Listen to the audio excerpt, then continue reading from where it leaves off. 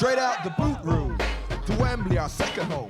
We come to conquer, no, we never walk alone. We dominate the cream of the crop, drawing all our strength from the roar of the cock. It's all for one and one for all. Pass a move, we're talking total football. Here we go again, Roy's red machine. Liverpool, the greatest team the world has ever seen. Pass a move, it's the Liverpool crew. Pass a move, it's the Liverpool crew. Pass a move, pass a move, pass a move, pass a move, pass a move, it's the Liverpool crew. Hello and welcome back to the Liverpool Groove. Been a busy week for the Reds. 3 games, 3 wins. Performances haven't exactly been the best, but it's a results game, isn't it? Let's be honest. So that's all that matters at the minute. But we'll go back through them because we haven't done one for a bit over a week. So Fulham, that was frustrating. Should it? I mean, the goals were boss, to be fair, but I mean, should it really be taking 4 worldies to beat a team like Fulham? No, not a chance. I thought we played quite well, actually, on the offensive. In attack, we looked like we were going to score every time. Looked like we could have scored 6, 7, 8 goals. But every single time they attacked us, we looked panicked. We looked under pressure. And we looked like we didn't trust ourselves. It bled onto the stands a little bit.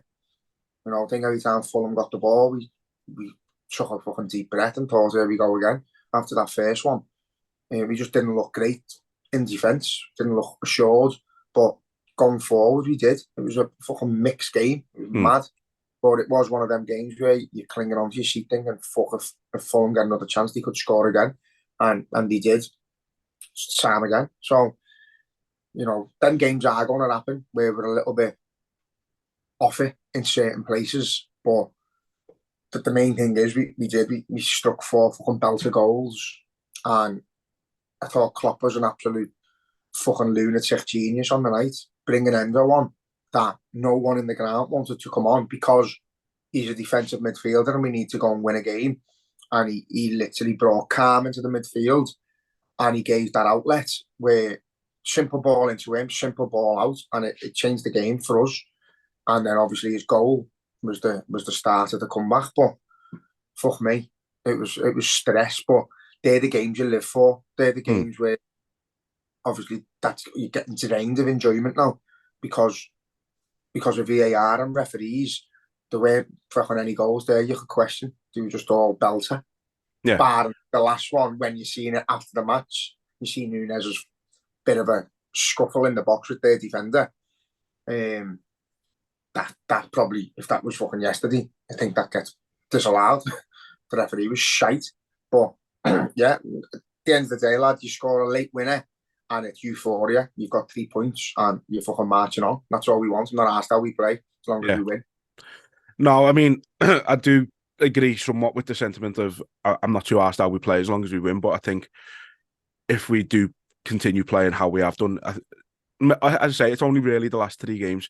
And I think we're going to get some subpar performances over the Christmas period, just with the sheer amount of games that we have to play. I think every team is going to suffer from that a little bit.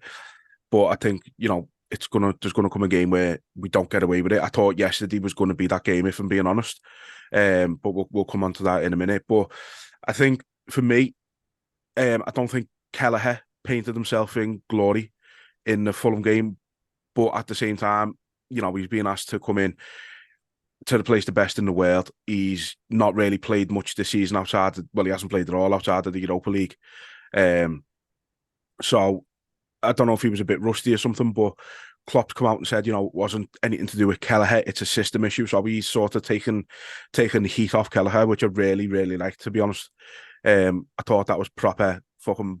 I just thought it was boss Klopp doing that because, you know, he is young. He's going to make mistakes from time to time. He's never really let us down when he's played. I think that was the first time, really, where I thought, I'm not sure about him. I was having a few doubts in that game, but I thought against Sheffield United he played very well. And stupidly, I wanted them to start yesterday just so Alisson was fully fit for United.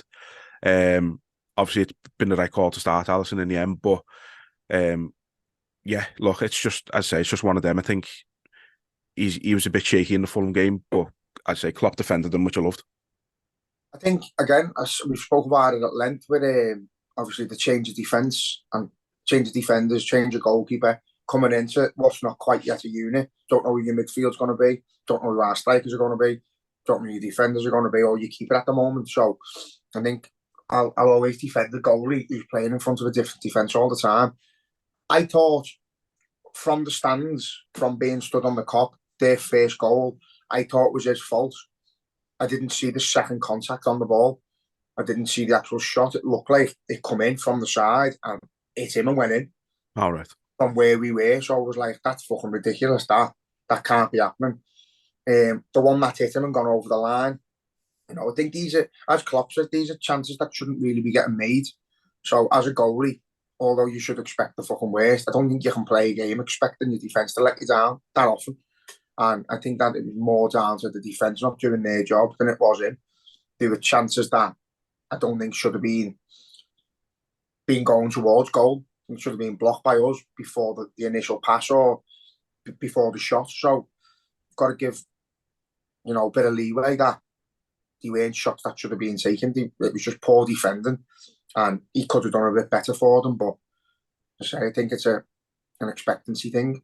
For 3 times, 3 shots, fucking 3 goals. But don't think he was awful. I think he was just, as you say, maybe a little bit rusty because he had nothing else to do.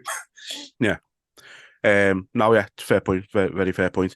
There was nothing really noteworthy apart from the goals. There was no real refereeing decisions. Maybe the Núñez bit at the end, but I think if we're giving them, you're giving 4 penalties a game. I think it depends what referee you've got. The level of consistency is shocking across the board. Like that yesterday was pathetic, absolutely pathetic. We're not seeing it just in our games either. No, there's just levels of daftness all over the park, and it's all caused by referees and VAR. So, you know, credit to that referee for not giving a stupid foul and costing a massive 3 points for us. Because as we've seen before, the only game we've lost was through fucking idiocy. Yeah. Well, I mean, you just mentioned it there. It's not only in our games that it's happening. And, you know, I said I was going to make it a weekly thing, and it's how shit are referees. You know, you're seeing it, Simon Hooper with the City game against Tottenham. You know, might not be fully through on goal, but like played the advantage, and he's through in my eyes, and then just go, oh no, there's no advantage. What? And I celebrated it like a goal. That whistle going, I celebrated like a goal. It's fucking made up because that was big. I mean, I was happy City didn't win, obviously, but I don't understand. Unless he's thought that Grealish hasn't won the ball or something, or Haaland's just fucking cleared it or something like that. It's the one bit of fucking football and intelligence I've ever seen from Haaland, and he's been robbed of it. You know, as fickle as it is, like when a referee decision goes awfully and it goes in our favour, I couldn't give a fuck. And I think that's football for you. That's why fans don't really give a shit when it's us moaning. They're just like, oh, shut up and get on with it. And then it happens to them and the fucking roof comes off. But yeah, that's what we're like. We are fickle. And I say, if loads of decisions go that way against City and it spurs us on to greater things, then fucking so be it. Let it happen every week, not ours. Yeah. Sheffield United midweek was a fairly, again, average performance. I think it's just lucky we were playing Sheffield United. No disrespect to them, but there's a reason they are where they are in the league so far. Although, fair play, Chris Wilder has come in and immediately improved them straight away. You can tell because they played well against us in comparison to what they have been playing like this season. So fair play to them. But the one contentious thing in that game, obviously, Núñez at the end to set up Szoboszlai.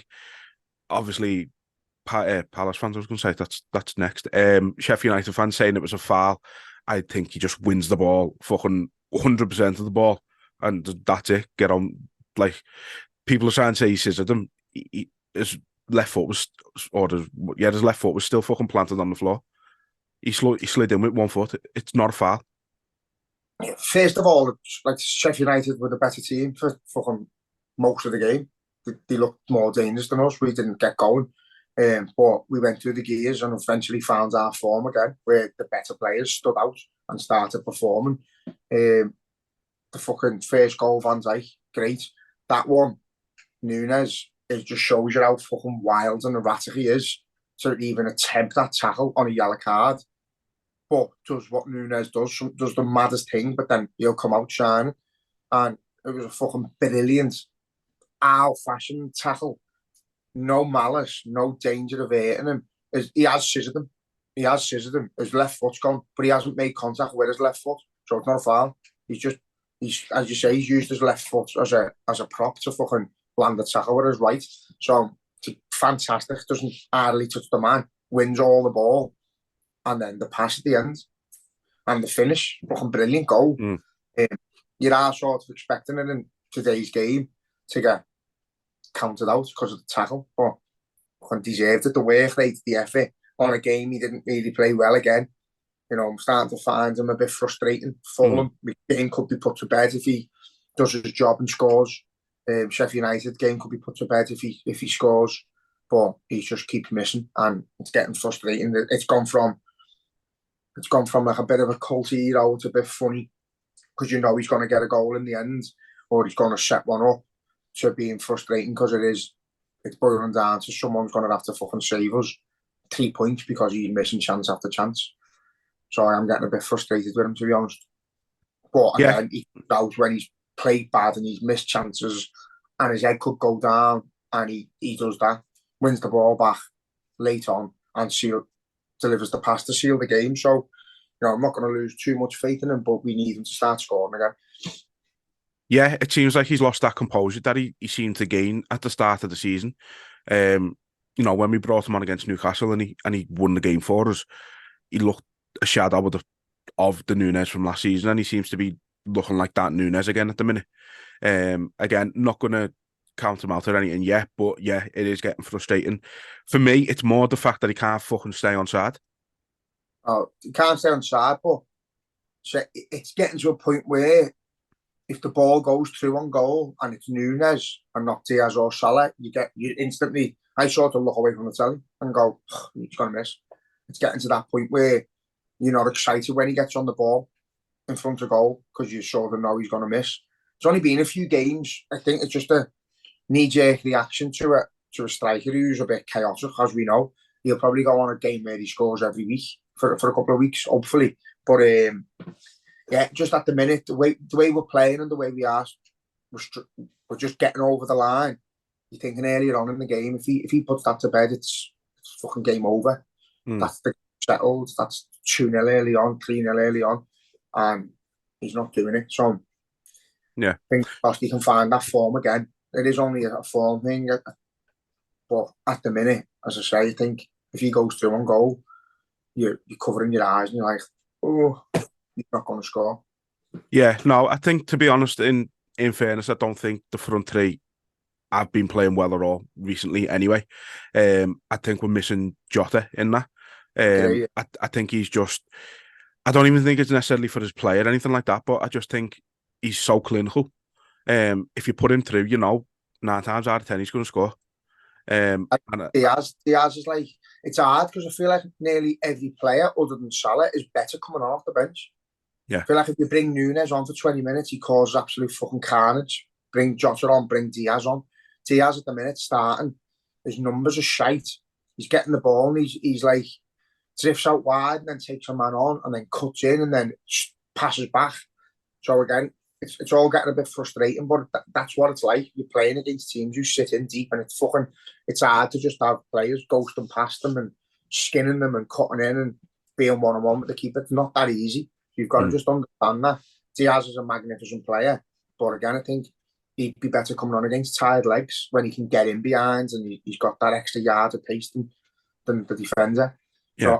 So we haven't found the right formula yet, but we're sat at fucking top of the table with one eat because we got robbed, and we're ticking away, we're finding a way. And for me, that's the most important thing than individual performances. There's someone bailing us out the shit every week. There's some moments of magic, moments of brilliance, and the team look like a unit.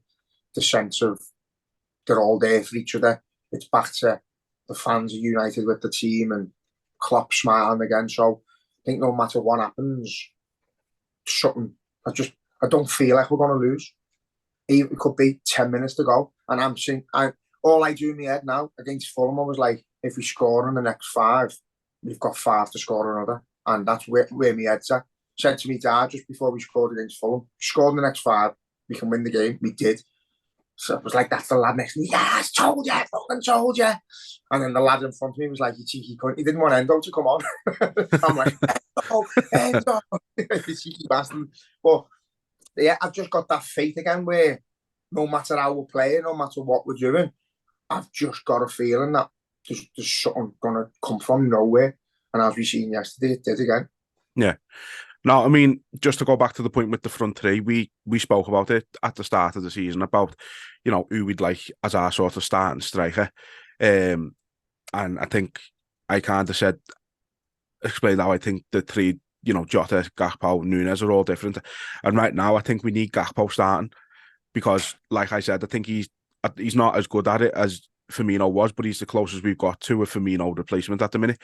I think he'll create more space for the likes of Salah and Diaz to get in behind and things like that. And I just think even if we start, people are saying put Nunes on the left and start Gakpo up front, I think even that's a shout.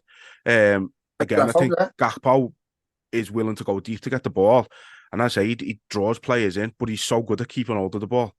I think we're really underusing him in all honesty. I don't think we're going to expect him to get 25, 30 goals a season, but we never expected that from Firmino. And I just think it's that same similar role. So I think that's what I'd like to see against United is Gakpo starting. But he's got that clinical positioning as well, where when he hasn't got the ball at his feet, he knows where it's going to land and he just pops up and taps them in. And that's what you need at the minute. I don't think Nunes has got that in his locker either. I don't think Nunes reads the game well in the sense of what's going to be. He sees Trent with the ball and he knows to make a run because Trent's got the ball, but he doesn't seem to do it for any other player. When Trent gets on it, he makes a brilliant running behind or he'd be offside. But with Gakpo, as you say, he draws defenders out and that gives us the opportunity to let Salah and Diaz or whoever the wingers are get in behind, and that was our system for ages. As you say, he's the closest thing to Firmino, the way he does that. But that needs to be from the start. I don't think that system works when a team's sitting in deep. Yeah. When it's early on in the game and they're a bit like, we need to go a bit further up the pitch to get a goal or whatever, they will follow him out into midfield. Last 10 minutes, they're not going.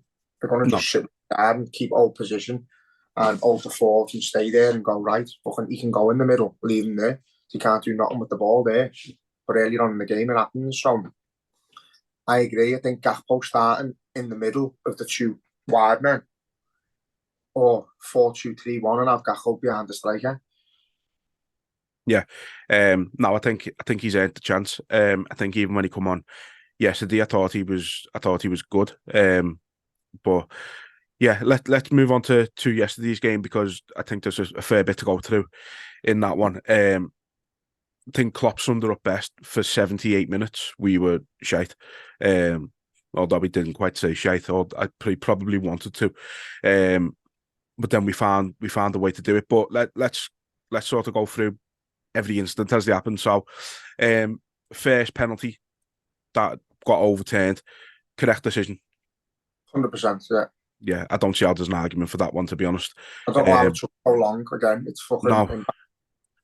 I think it's you know what, I think it's just because they're so worried about getting the decision wrong now that they're overcomplicating things by looking at it for too long. Here's the ball. Does he touch the ball? No. Foul. I know. And you know what? I think I seen it at first and I wasn't too sure because at first it looked like he just sort of put his hands on his back, and I think to myself, if he's just put his hand on his back, it's not really a foul. Endo's tried to look for it. But then when you see the other angle, he's come around and he's kicked his leg. So, it's a clear foul. He's wrapped his leg around him, he's gone down. And do you know what was mad as well? Endo actually, if it's not a penalty, you've got to stop it and give a handball. Because Endo gets the ball. Yeah. So, he's flawed from the off. But the thing is, Will Hughes done that foul, which led to them not getting the pen. 5 minutes later, he done the exact same thing a bit further back on Endo, and it got given as a foul. So, either one's wrong on one side, or they got to the right decision in the end. That's the main thing. And again, it shows you the position of the referee, and the referee's right there. You can see it, and he chose not to give it. So it's no, you know what? I thought that, and they said that on commentary. But if you look at it, he was actually in the fucking. He was near the halfway line when he gave it. He couldn't see it properly. You the first see one, it, can't you? I know, but Yeah. I think he was on the sort of other side of them, so I don't think he can see that his leg's gone and caught endo. Is what I'm saying. I don't think he's at the right angle of it. I think he's seen it well enough, but I just don't think his angle's been right. I don't think he's seen his leg at first, and I can sort of understand when I've seen it from behind where the referee is. I can half understand why he hasn't given it on the pitch, but then you've gone back and looked at it, and he's looked at it, seen it from all angles, and has give the right call. Yeah, it's took longer than it should have done, but it got to the right decision. Yeah, that's it. Like, he could have been a knob and gone, oh, actually, I'll look worse for not giving it in the first place, so I'm not going to give it. So, the penalty, do you know what I mean? But no, I thought even no matter where you are on the pitch, you can see him clatter into the back of him, and then Enzo grabbed the ball with his hand. So I think instantly you go, that's a fucking foul. But I thought he was shite. The referee did. He didn't cover himself in glory. On to the next one. I do. You know what? He didn't cover himself in glory, but I do feel like he got the major decisions right. If I'm being honest, their penalty. I don't know whether it's that they actually got. It's the problem. The problem is with the likes of VAR and the way VAR comes in when it wants, as we'll discuss in a minute. And referees have literally, based on yesterday, referees have got no purpose. So VAR can go to you after 3.5 minutes, go back to that decision. When earlier on in the season, they haven't been able to do that because the game's gone. Makes no sense to me. Yeah, so let's, the actual decision for the penalty, do you think it was the right decision on Quansah? On Quansah, in real time, if the referee gives a penalty, you can't argue with it. See, my stance is, if that referee blows and gives a penalty in the heat of the moment, you can't really go. You can see all angles. You can go, yeah, he's kicked him in the back of the leg. It's a foul. The ball's going nowhere. It's not at any threat of going towards our goal or whatever. But has he fouled him? Yeah. Is it in the box? Yeah. Is it a penalty? Probably, yeah. But the fact that he's missed it and VAR have took 3.5 minutes to make sure he goes back to it when the game's in play. If we'd have scored in that passage of play, what happens? Probably disallowed the goal. Yeah. Give a penalty. How come they couldn't do it for Tottenham? When Diaz's goal, when the ball got kicked back off, they said, no, game's played on now, we can't go back. How come they can go back now? So I don't think the ball had actually gone out to play in the space of Quansah making the tackle and the game getting stopped. So it took them 1 minute and 45 seconds for the foul to happen and for them to then go, right, you need to have a look at it. 1 minute and 45 seconds is what it took, and I don't think the ball actually went out to play there. The ball didn't go out to play when the referee stopped it to have a look. I don't know who it got past to, but it was about to go to one of our players on the touchline, and he blew the whistle to stop the game. So I think the difference is the ball went out to play with Diaz. I don't think it's the right. Don't get me wrong. I don't think it's right in any way, shape, or form. But I think that's the difference: is that the ball technically didn't go out to play in the space between Quansah making the foul and them stopping the game. I don't get why it makes any difference. So you've gained a throw in. I think that's the only difference I can see. That's the only difference I can see with the two of them. It's just flawed. It's just completely flawed. They should not. If the it's not a clear and obvious error by the referee because it's not a clear and obvious foul.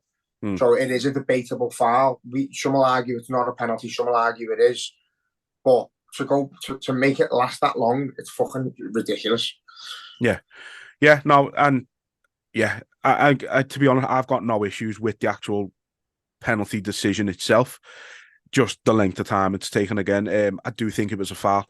But then, you look at the Arsenal Villa game, up the Villa, and Gabriel Jesus gets kicked in the back of the leg, nothing gets given. So again, you talk about the consistency. Why is it? I think they were both penalties, in fairness. But if you give them one, you've got to give the other. I know it's different games, but again, like you said, it's different rules with different referees. But again, it's got to be. If VAR are going to start getting involved in them incidents when the referee's seen it and said no penalty, then the game's going to be fucked. It's going to be like that for nearly every tackle. It's going to just come to a point where VAR are just in his ear. You need to check this. You need to check that. It's fucking. It's bad, lad. The game's gone. Like there's no enjoyment in goals anymore. You can't celebrate because you know something's going to happen. You know, you can't fucking that hasn't been given. We play on, we go down to the end, we attack, you know, wait till the fucking decision comes before you can enjoy the game again. It's fucking daft. Yeah. But yeah, I do think it was a foul, but I think it was a foul if the referee gives it as a foul. If the referee doesn't, then that's where it is. That's out on the day. And you've got to just accept it. And I'd say the exact same if it was in the other box. If it happens in their box and it was against us and the referee never gave the penalty, I wouldn't be ranting and raving saying, oh, it's fucking shit. I'd rather VAR not get involved at all than get involved and take that long and give a decision that could be split either way. I think it's fucking stupid. Yeah. The other talking point, obviously, Jordan Ayew, 2 yellow cards. For me, he's got no argument. They were soft yellow cards, but they were yellow cards. I think you've got to take into considering fucking common sense and basic daftness. The first one, he gets booked because of us, because we kicked the ball towards him early and he tries to jump out the way of it. That's a yellow card because he stood over it, which I think's mad. And the tackle, it's not like he's dragged him to the floor and stopped the counter attack. He's gone for the ball and missed the ball and hit him. He hasn't scooped him from behind or dragged him to the floor. He's just gone for the ball and mistimed it and hit him. I think if he hasn't previously been yellow carded, you give him a yellow card for that and tell him no more. But the fact that he was already booked, I don't think you can send a fella off for a tackle like that. I think it's fucking stupid. I think, again... Why would the threshold be different if he's already on a yellow? If it's a yellow card tackle under one scenario, then it should be a yellow card tackle no matter what. Because you apply common sense to the game. It's going to change and ruin the game based on a soft tackle, based on a soft yellow beforehand. I don't think the first one's yellow card. It is. Why? He's out because he's out the way of the ball and purposely moves in front of it. He stood in front of the ball and Van Dijk hits the ball. But he stood away from the ball at first. Van Dijk goes to want to take it and he steps in front of it. That's a basic passage of play you're taught to do as a kid. Stand on it. Don't let them take the kick. But it's stopping the game from restarting. This season, they've been more vigilant with it. Give permission to take the free kick early. But he obviously had, otherwise he wouldn't have given the yellow card. I don't think it's a yellow card. I think it's absolutely a yellow card. I think it's fucking stupid. I think they're both yellow cards. I think the Premier League should fold if they're going to start giving yellow cards for incidents like that. I think the game's fucking ruined if that happens every week. But it's time wasting. They've been doing it for kicking the ball away all season. There's no difference. It wasn't. He's booked him for fucking standing over the ball. Yeah. And that's time. He's trying to time waste. He's not. He's trying to get his team in position before we take a free kick. Yeah, but by time wasting, by stopping a free kick from being taken, it's a yellow card. Stupid, lad. It's absolutely a yellow card. It's stupid. Yellow card. It's stupid, but it's a yellow card. No, it's not. If we'd have got a player sent off for that tackle, I'd have stopped watching the footy. I'd have just turned the telly off and went fucking jibbing. We did get a player sent off for a worse one than that, and Jota against Tottenham. He didn't fucking touch anyone and got a yellow card. So it's happened to us. I know it does happen. We've and it ruins the game. It does ruin the game, but you can't make that tackle if you're on a yellow card and you're trying to actually fucking willingly win the ball and mistime your tackle, then fair play, yeah. And that's why I say it's a yellow card if he's not already booked, because you can go, right, that's your last warning now. To get booked for what he's done in the first hand and then get sent off for that in a game, they should be winning and deserve to be winning. I think it's fucking terrible, I'll be honest. I feel sorry for Palace. I don't. I don't feel sorry for them because we won, but I think you've got to, if that was us, you'd be fucking murder. They'd be murder. They'd be outrage all around. They'd be fucking kick-offs. We'd be complaining. Klopp would be complaining. I think Roy Hodgson had every right to complain. I really do. I want to see football get played and I want to see consistency. The tackles we've done, fucking Endo done 2 or 3 of them and never got booked. And that's why he got brought off. He's done 2 or 3 of them in the first half and never got fucking booked. So why can you book one but not another? Again, consistency. Referees are shite. We had players booked for tackles like that as well. The referee booked everyone in the end, lad. He booked everyone. There was about 8. Don't get me wrong, the referee lost control, but we still got yellow cards for it. It all started there. But we got yellow cards. Enzo could have. Yeah, if you're saying he's their fouls, Endo should have been sent off in the first half. He done 4 of them. So Endo should have seen red as well. So that's how you're going to watch. Maybe he should have done. If you're going to watch football and I think that's a yellow card, then there's going to be no players on the pitch soon. That happens every 5 minutes on a football pitch. Really does. As someone said, if he wasn't on a yellow, then everyone would be going, he's took one for the team, he stopped the counter, this, that, and the other. It's whether he's gone for the ball or not. Van Dijk went for the ball and got a red card. It's the same law. No, but you've got to apply common sense to the situations of the game as well. Like the referee's got that fucking authority to do that. You're giving someone a yellow card and sending them off as 2 different things. Giving them a yellow card as a warning that don't do any tackles like that again, because that's fucking. But the tackles, it's a legitimate tackle. He's tried to win the ball. He hasn't brought you down. It's not like a clever one for the team. He's actually fucking tried to win the ball and missed the ball. It's not like he's dragged him to the floor and took one for the team or scooped him or clipped him from behind. He's actually went for the ball, and that's the difference. And he's missed the ball. The missed time tackle. So yeah, it's one of them. I think if he's not booked, you book him and you say, don't do it again, or you're out off. But for what he got booked for twice, I think it's stupid. Fair enough, I disagree. But I do, and I'll argue to death with it, because I just think if you're going to book one player for doing that in the game, you're going to book every single player every single game. There's going to be 10 red cards a game, because it happens every couple of minutes, tackles like that. But isn't that maybe that's how them tackles will stop getting made? Why he's you can't not make a tackle. I'm not saying don't make a tackle, because you're going to get booked. But you're saying common sense has got to apply. Where's the common sense from the player? He's on a yellow, which he should, whether he should or shouldn't have got, is up for debate, obviously, the first one. But if you're on a yellow, don't make a challenge like that. I've seen some Palace fans. I'm not being funny. A challenge like that, they're running alongside each other and he swung his foot out towards the ball to win the ball. It's like saying if Núñez shouldn't have made that tackle the other day, because if he doesn't get it right, he gets sent off. We don't fucking score the second goal. You've got to just play the game in the heat of the moment, and that's what's happening at the moment. VAR, referees, they're draining all the fucking emotion and the physicality out of the game by making daft decisions like that. If you've got a player who's not going to make a tackle because he's scared of getting booked, because he's being booked for fucking standing in front of a ball, the game's fucked. As far as I'm concerned, it's stupid. Really is. Again, fair enough, I disagree, but the man who got him, got him sent off like he fucking dived or something, but the man who ended up getting, fouled for the second yellow, changed the game. Harvey Elliott, just fucking incredible. Every single game, I think you see it mentioned, he changes the game every time he comes on. The star boy. Do you know what, lad, he does, and I feel like, again, I don't know whether he's better coming off the bench. He comes on, he brings the only way he brings that Scouse energy onto the pitch.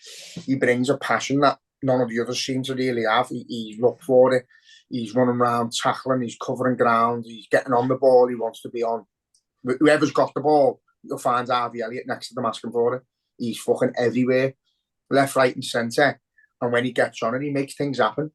He doesn't try and force the play. He just tries to make it tick over and make something happen. I think that's our issue yesterday, was we tried to be too forceful. Trent, about 6 balls over the top into no one. It wasn't on the same wavelength. And he came on and, obviously, the red card massively helped. Massively helped. The game changed from that moment on. We looked in control again. But yeah, he changed the game. And I think he would either made a difference with or without them having 11 men, do you know what I mean? Yeah. He just come on, passionate, hungry, and he wanted to grab the game by the scruff of the neck, and fuck he did. Yeah, I mean, it's surprising it was only his first goal of the season, in fairness, because when you think about how effective he has been coming off the bench, you'd think he would have had more, but yeah, he's a lot of the game, and I think it's happened last couple of games as well. Maybe not so much the Fulham game, obviously, because we scored the worldies, but certainly Sheffield United game, I think we've had opportunities to shoot for him, outside the box, and no one's tried to take it.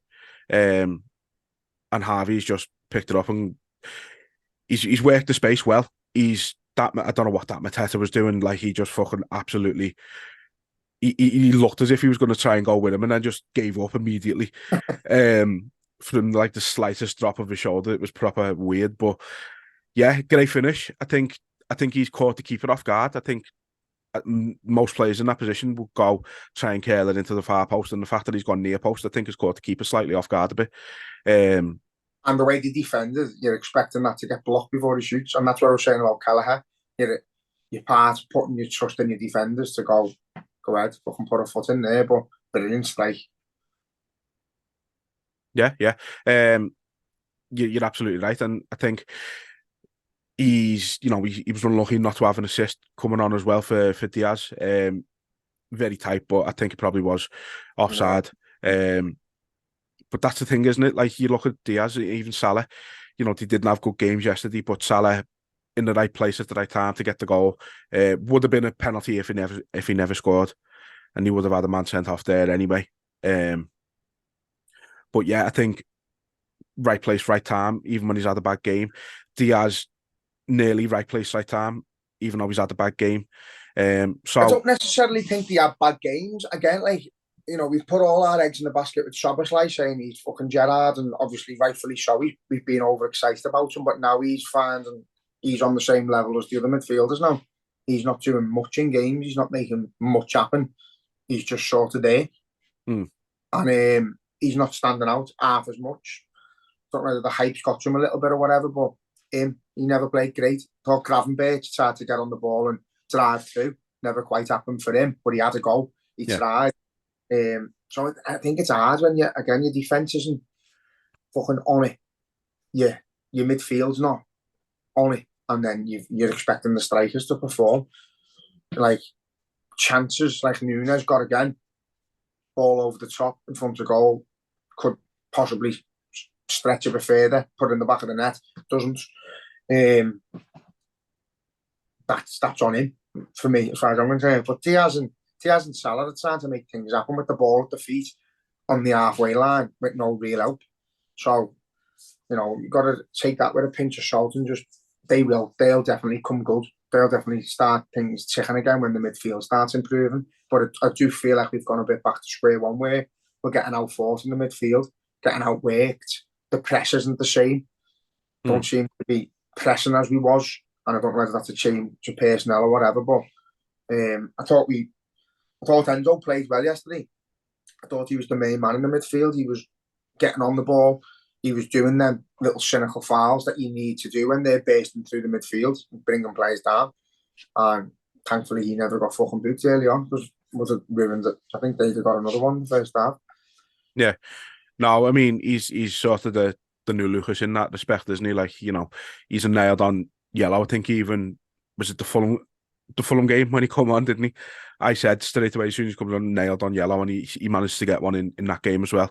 I just hope he doesn't get to a point where he's getting yellows on reputation rather than what he's actually doing. Again, that's why I'm saying about the argument with the soft fouls. Like, if that yellow on Ayew, the second yellow, is a yellow card, then Endo gets 3 or 4 a game because he does it constantly, but it's part of the game. You see referees signalling to players, that's your second, that's your third, that's your fourth yellow card now. Do you know what I mean? There shouldn't be an instant initial tackle that gets you booked.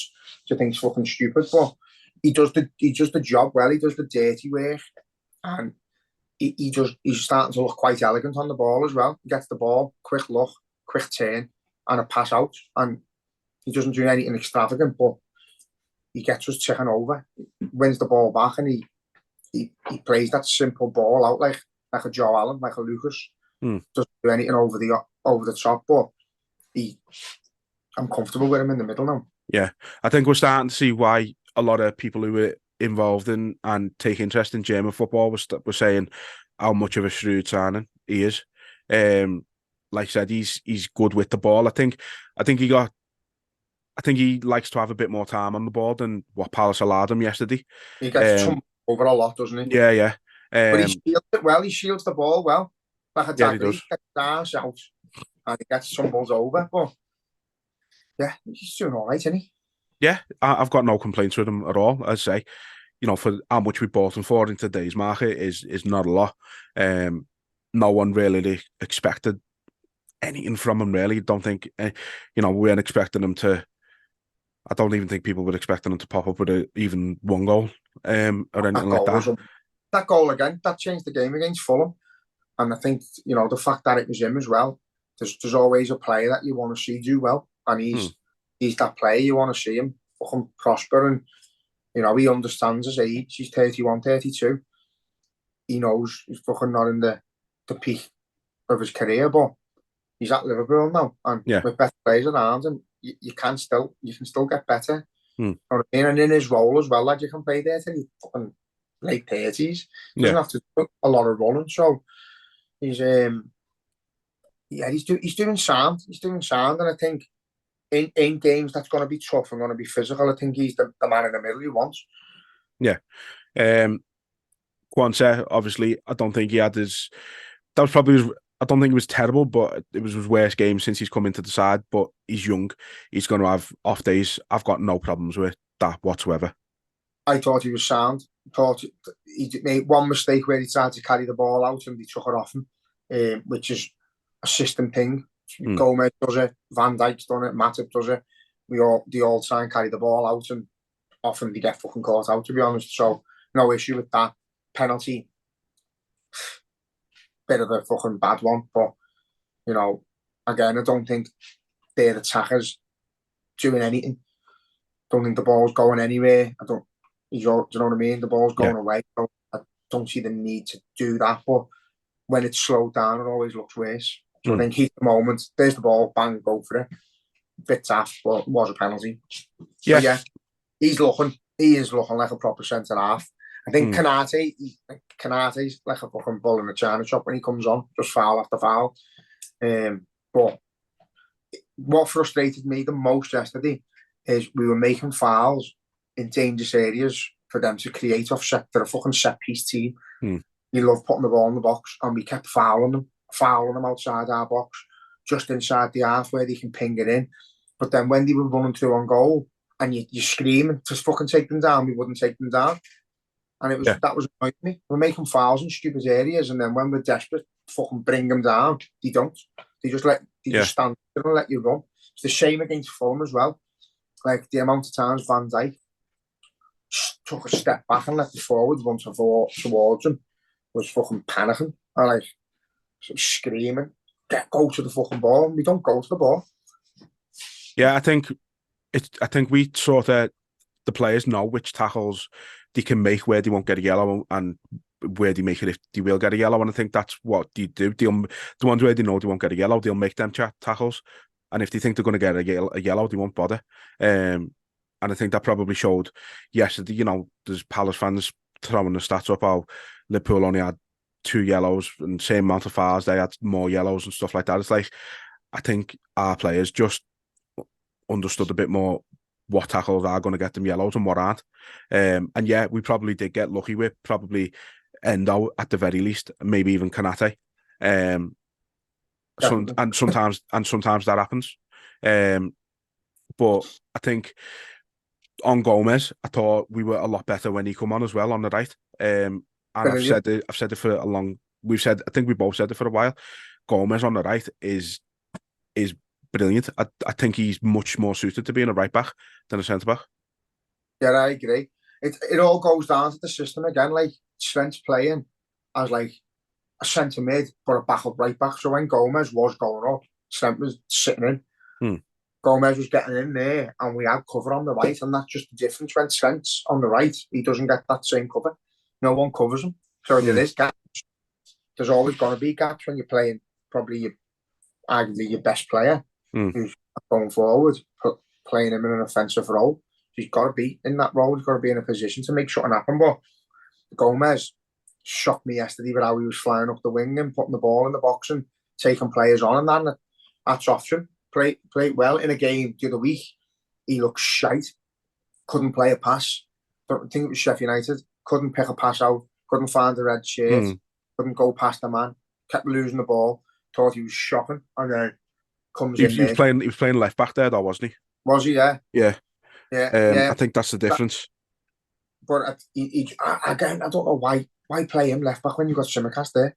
I Baffling. think it's because we've only got Simicast at the minute. If Simicast needs a rest, the only option we've really got is Gomez. I don't think we've probably got someone in the academy.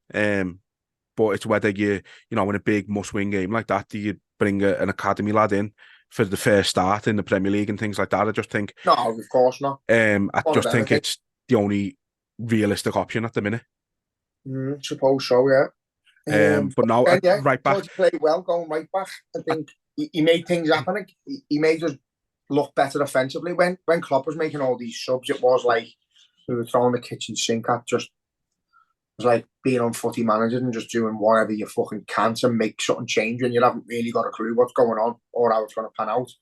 And luckily it panned out, but that's why he's fucking brilliant, Klopp. He makes decisions that you can't really see. Bringing Curtis Jones on, I don't think he's a match winner by any means, but he shored the midfield up. People are saying, why is he taking Szoboszlai off every week?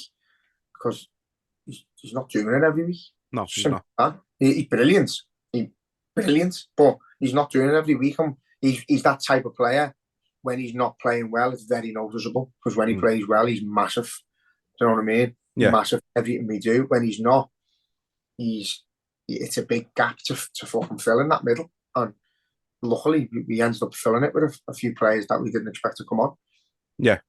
And just another thing on Gomez, I think we've both said it in the past, is, you know, when he's playing right back next to Trent, when he's playing centre back next to Trent, he's got to do two jobs. He's doing his own job, and he's doing Trent's job, because Trent, as we know, doesn't get back as often as we'd like him to.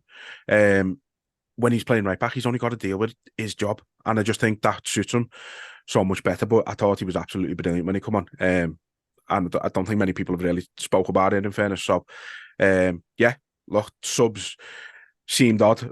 I agree, but there's a reason Klopp's in the job and we're not, I suppose, isn't he?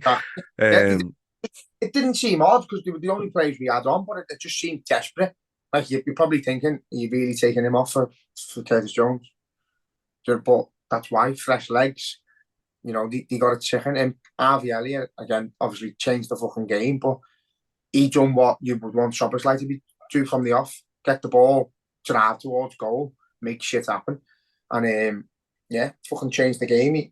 Harvey Elliott stood out again, and he has done probably every single time he's come on. He hasn't had a bad game.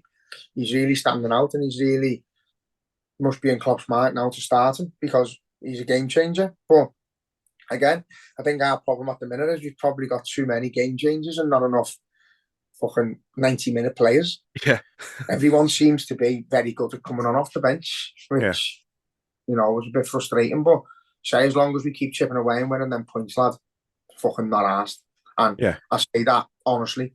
I've seen us play really well and get beat. In the past, especially batter teams, and not games against Burnley where you're having fucking 30 shots and it not quite going in, and then getting beat 1-0. Fucking all day, I'd rather play bad and win.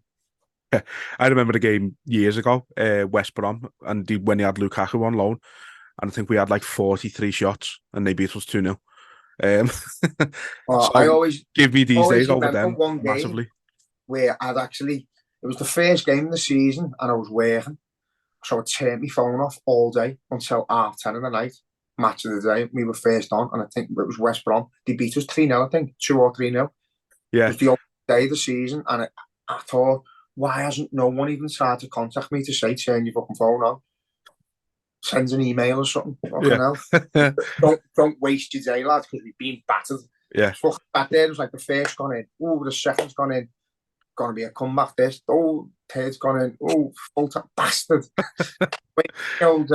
Yeah, no, so I mean, give me these days over them, obviously. But like I said at the start, I just think there's gonna come a game where we won't get away with it. So I just hope we is there though?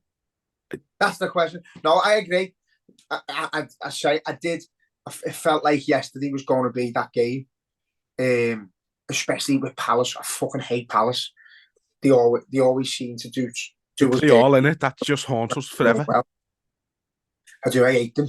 Fucking them and the face of Dwight Gale. I'd love to just punch the pair of them all together.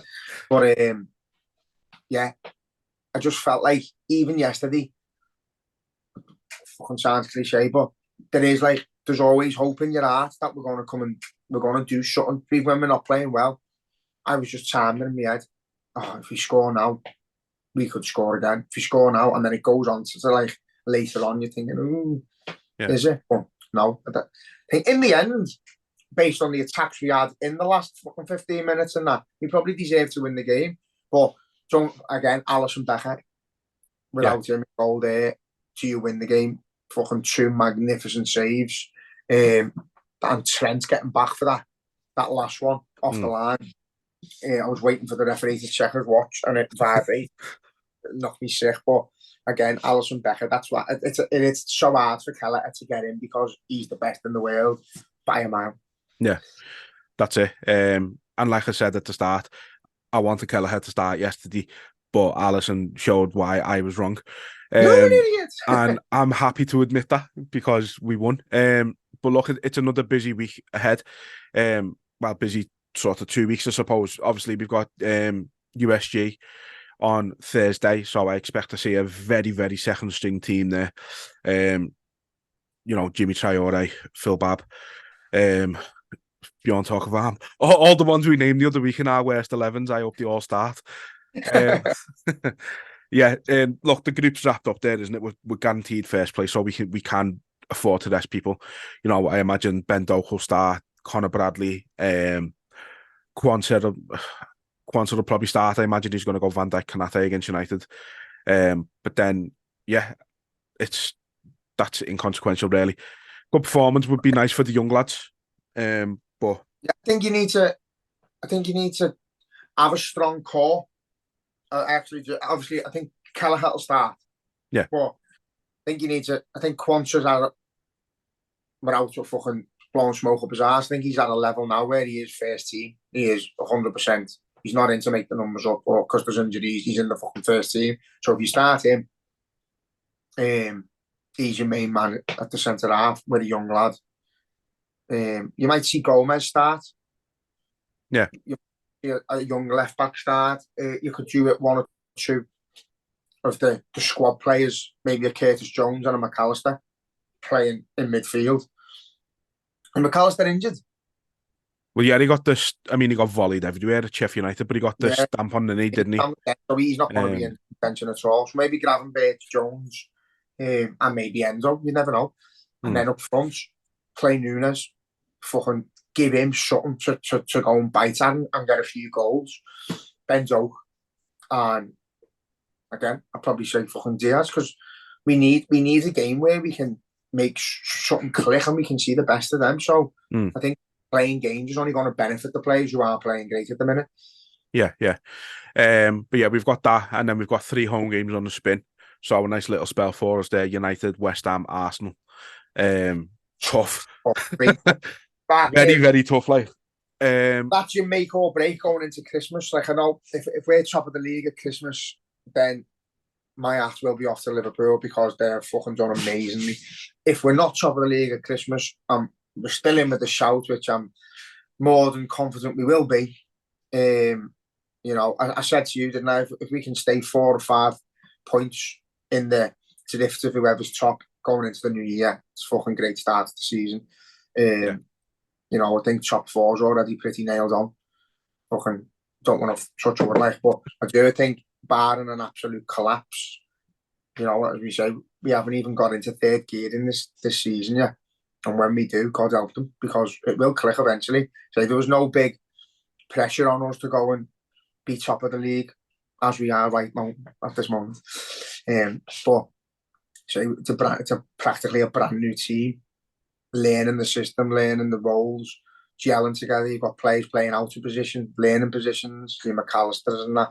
So yeah, you just got to take the roller coaster and see where it leads us, lad. But fucking hell. Yeah, it's as exciting as it is stressful. In a sense, like we are still grinding results out, and I just don't fear anybody. And I love that teams aren't fearing anybody now. I think anyone can beat anyone. It's that type of the season where you've got Aston Villa running fucking riot near the top of the table, and they deserve to be there. They're not flukes. They're outplaying teams, and they're grinding results out, and they're doing what we're doing, and no one expects it, and it's fucking great.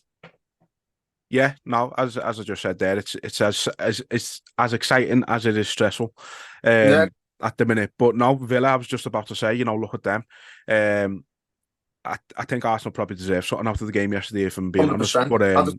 But yeah, no, I think that Martinez, I don't. He's a good keeper, but he's not. I have to give it best in the world, lad.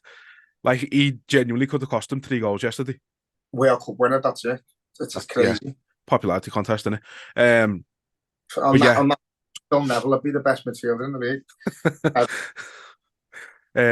But yeah, no, I thought he made some good saves, but he could have cost them 3 goals at the same time. But fair play to them.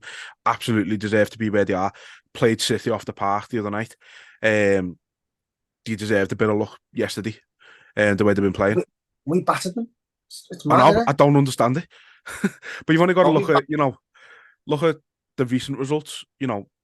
Bournemouth just battered Man United 3-0 at home. Just want to try and figure a way to get that in there. He might go. If they don't do well in Europe, obviously they qualify the Champions League. Still got a sliver of hope, haven't they? Yeah. If they don't win that, and then we maul them, he could be gone, lad. Well, that's it. Would that be 3 managers in a row that we'd have got sacked? Killed, yeah, probably.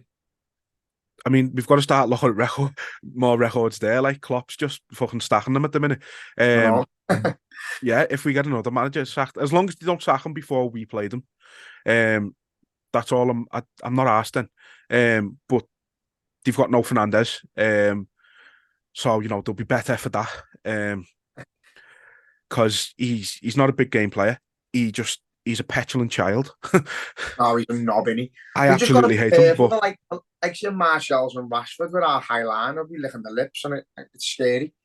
But I don't think we've been under any. It hasn't been like that this year, where teams are passing over us and getting in 1-on-1, and as often it's more in behind, cut in and across the goal. That's worrying me. But we shouldn't have any problems with them. We should be too strong for West Ham and Arsenal. Arsenal's going to be tough. We will see what happens, and then I think it is at the moment the 2 best teams in the league, and us and them, and we haven't got into third gear yet. So hopefully, gear 2 against United 3-0, gear 3 against West Ham 4-0, and then get into 5th back to them. Yeah, I mean, I think United, in recent years anyway, have had that sort of, I don't know, that, I want to say the Everton mentality about coming to Anfield. They just can't handle it the last few years. The pressure seems to get to them. They can't even remember the game at Old Trafford last season. And obviously, they beat us, but I can't remember if they played. I think they probably did play better than us, in fairness, in that game. But then, the 7-0 happened. So I'm looking forward to seeing how many times they replay that on Sunday. Can't let them forget about that. But now, look, like you said, we shouldn't have any issues against United. West Ham are playing well, in fairness to them, done well against Tottenham coming back. You'd like to think that we shouldn't have too many problems against them. But again, they're both better teams than the 3 we've played in the last 3 games. And we've had a lot of problems against them. So that tends to be how we work, though, lad. The teams that sit deep and hit us on the counter, we struggle. We really do, because we're just always on the front foot. I think United are going to have to come at us. They're going to have to try and show their fans that their managers worthy of being there and their players are worthy of being there, and go gung-ho for us and try and get a fucking result, because anything less is not good enough for them. So I think we go into the game expecting that, and we just pick them off and make a show of them. Play them cat and mouse, fucking slap them out a bit, and hopefully get a few goals and make it entertaining for the fans. But it's Man United. It's never a fucking easy game, as much as we try and blag ourselves how shit they are. It's always a stressful, fucking nerve-wracking game when we play them bastards. And I think, again, West Ham will be similar in the sense where you're expecting to beat them, but if they turn up and bully you, you're in for a fucking hard day. So see how we go. again, just play each game as it comes, and the way we're going at the minute, you'd expect us to just keep chipping away at that top of the table, because that's where we are at the minute. Yeah, now, like I say, busy couple of weeks, which means lots for us to talk about over the next couple of weeks. So, you know, we'll get a couple more in before Christmas, hopefully. But it's exciting times. Like I said, it's stressful, but it's exciting. And as long as we keep winning, who's really asked? That's it. But look, we'll leave it there for today. Just a quick one. Christmas market, Hotel Tia, on the 16th of December from, I think it's in the day, say 2 o'clock, till about 5 or 6. Bruce Groblar's going to be there. David Fairclough's going to be there doing book signings. Ragnall's got her book. She's going to do signings. So it should be a boss day. I'll be there with a few bits of gear to sell as well. So come to me first, buy my stuff, and then see the players. Be sound. Yeah. There you go. There's your Christmas day out sorted for everyone. And yeah, until next time, up the Reds. Up the Reds.